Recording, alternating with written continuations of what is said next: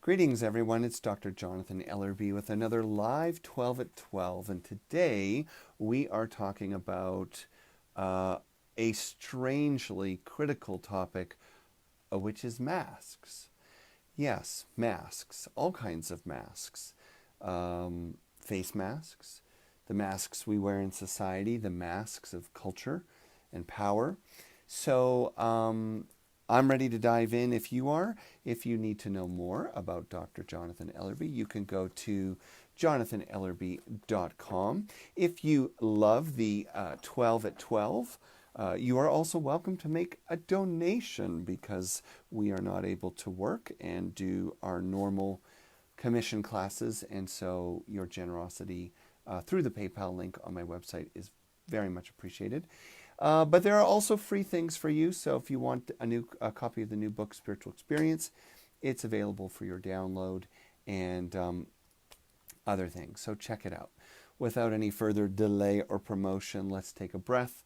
Let's get centered and settled and catch our breath. So eyes closing, sitting comfortably but alert. And start by just connecting with your breath in any way that feels good, makes sense, helps you to slow down and calm down. And remembering that connecting with your breath, physically engaging the breath, is not the same as listening to someone talk about it. Okay, so a couple big breaths in, big sighs.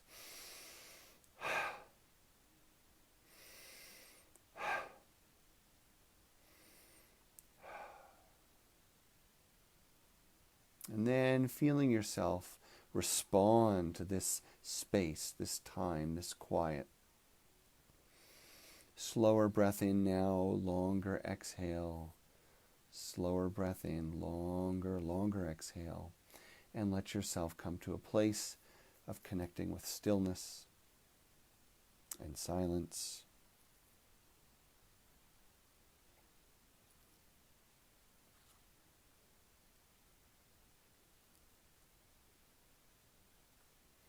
Just being with your breath, slowly in, long exhale. Feel your body softening and relaxing. As you come into the moment, opening your heart, opening your mind.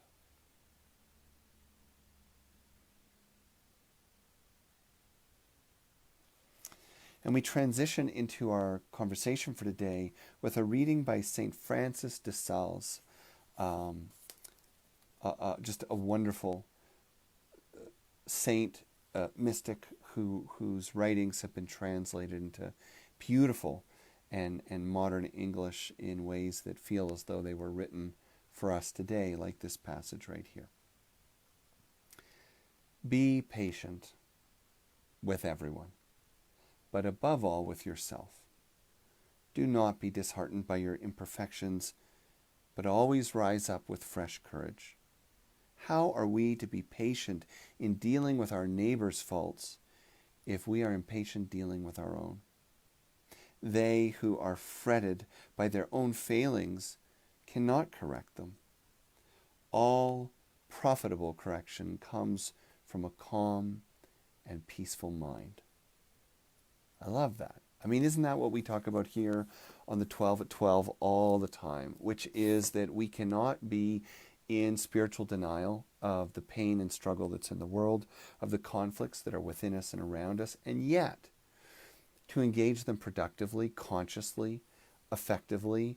We cannot begin from the place that is invested in those divisions, that is threatened by those divisions, that has strong preference or even history with what it is we're trying to achieve. We have to come to the place of calm, the place of peace, the place of connection with the source from which we and all our decisions arise. And this does, believe it or not, bring us to the topic of masks because,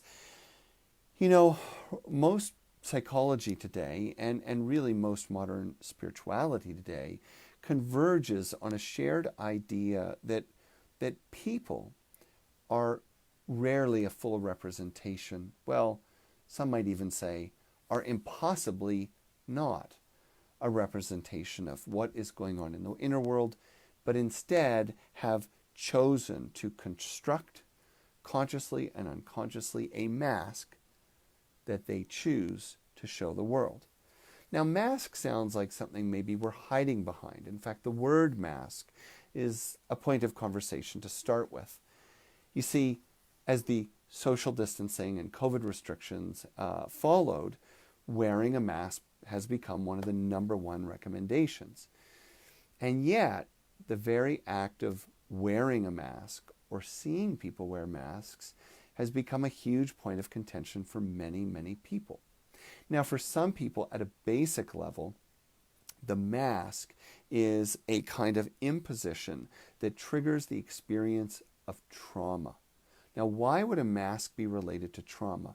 Well, precisely because trauma survivors are fundamentally driven by an acute tension between inner world and outer world. Who they were allowed to be, who they feel they can be. And it's not just a philosophical issue, it's a deeply emotional issue. So when that mask is taken or imposed, which is almost the same thing, then the reaction is not really to the request to wear masks, it's to the emotionally internalized experience of being silenced or being forced to be something you don't feel you are. Worse, for a lot of people who've experienced trauma, the act of being around people who are wearing masks feels like an invigoration of the fear that the world is not trustworthy, that people aren't what they seem, and that people don't want to relate to you personally. So it triggers a lot of shame. Now, this is a pretty interesting place to start because that means a simple act of wearing a mask for some people can be quite a neutral act of kindness that has little cost or consequence. And yet for others, there can be a whole host of emotional triggers involved. Not to mention the fact that many people, at least here in this country, the United States, have made this an issue around freedom, personal freedom. It's kind of my thinking that most people who make this an issue of personal freedom over kindness to others probably have something else charging that particular philosophy, because it's true. We are here in a country that celebrates freedom, but it's also the freedom to be helpful. It's also the freedom to do good. It's also the freedom to be respectful. Feeling like someone has taken your freedom away when they're merely asking you to do something out of kindness is something that we want to look at ourselves. So this sort of takes us to the next step about masks, which is if we're fair and honest with ourselves, which was very much what St. Francis de Sales was talking about, being honest about what's really going on inside is one of the ways we begin to reconcile the fact that what we're showing on the outside often doesn't match. That if what we're really feeling is fear or the need for security or help, then probably the smartest thing to do is just to say that to the people you care about, the people you rely on. Hey, I'm feeling fear and a need for help, and this is what's bringing it up. Bottom line is we are recognizing that the topic of masks is also important because we're discovering that through the collision of COVID differences and now the eruption of demonstrations and discussions on the topic of race relations, that we must face the fact that we haven't all been honest with each other, that we aren't all willing to show who we are and what we represent. And instead we project, we judge, and worse, we do it behind our mask on the masks of others. So this takes us to another point or another dimension, another depth of the conversation, which is to recognize that just as we've talked about the complications of being asked to wear masks in a COVID dynamic, part of the eruption that we have seen, the justified, important eruption we've seen around race and equality in the United States is very much a topic about masks. Judging people based on the way they look and not by the content of their character.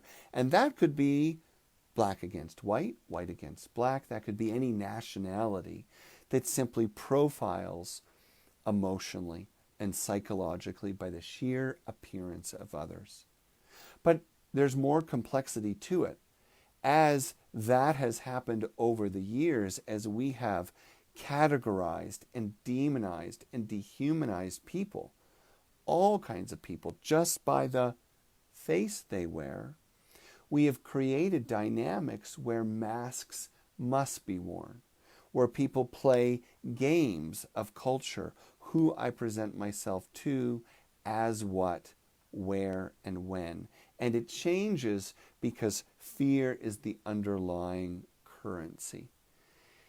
As we start to pull off our masks and enter the difficult discussions about privilege and race, gender and sexuality, and all the fields of equality that must be explored in this country, the topic of masks will have to be faced as well.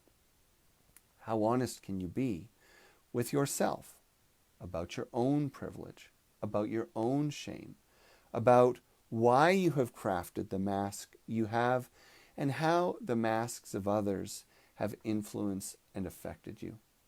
If we are truly to begin making change in any area of our life, we have to go beyond the mask. And that's really the point that we're going to close on today.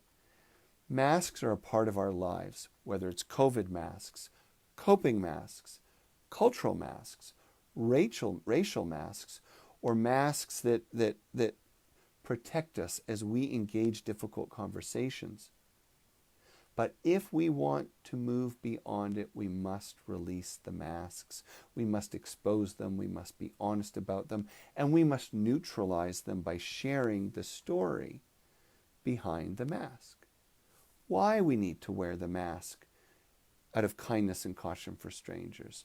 Why we chose the mask to protect ourselves after a time of abuse or wounding. Why we created a mask in relationship to race, power, society. All of it requires the same remedy: to own the mask, to normalize the mask, to make it okay that we need them. We've chosen them. They've been reactions and they've been conscious, and it's all okay. It's time to hear the stories behind the masks. And that can be uncomfortable. It takes willingness. It takes patience. As I've said, it takes a tremendous amount of honesty with ourselves. But who is truly living behind the mask? And as we begin to hear those stories behind anyone we judge or oppose or are fearful of, as we are honest with ourselves about what's going beyond who and what we share with the world, then we start to find connection. In exploration of the very heart of division, the masks that keep us separate, in exploration of the stories behind them, we feel connection, compassion, we feel peace, we feel love, we feel the hope that we can continue together because we know that there is something that unites us behind the mask. So, we're going to close there for today. It is time to live beyond the mask. If you enjoyed this, you are certainly welcome to like it, share it, follow it, whatever I'm supposed to say. Please do that. I hope you have a beautiful day. If you have questions, you can always look me up online. I'd be happy to answer your questions. And until we see each other again, take care and take care of those around you.